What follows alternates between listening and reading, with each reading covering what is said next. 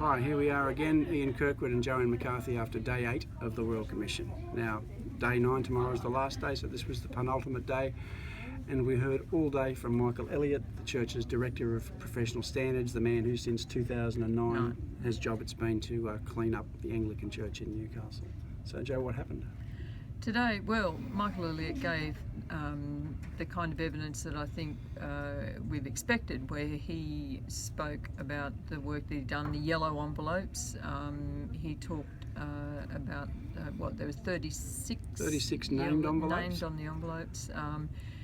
And his difficulty then, or his belief that there were people of influence who were acting against him and quite strongly, and the difficulties that made for him in doing his work. He felt that he was undermined, obstructed.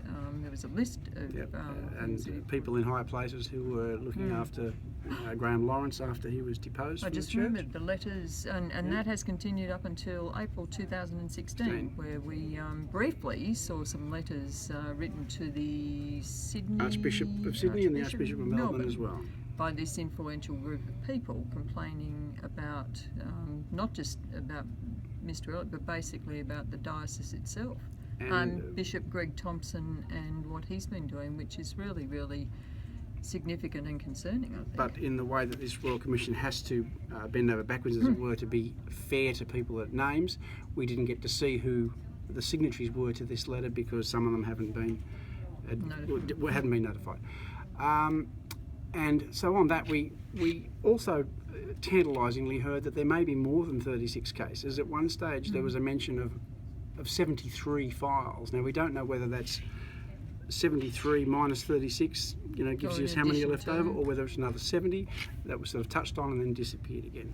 Well, now we've had brown, yellow, gold envelopes, pink ribbon, black book. And today we got to the wheelie bins as well. So late in the day things were starting to drag a bit, and just before 4:30 this afternoon, Mr. Elliott was taken to a conversation he had with a Reverend Williams back in whatever year it was, that Rushton's porn hoard was. We've heard about this before, Peter Rushton's porn hoard.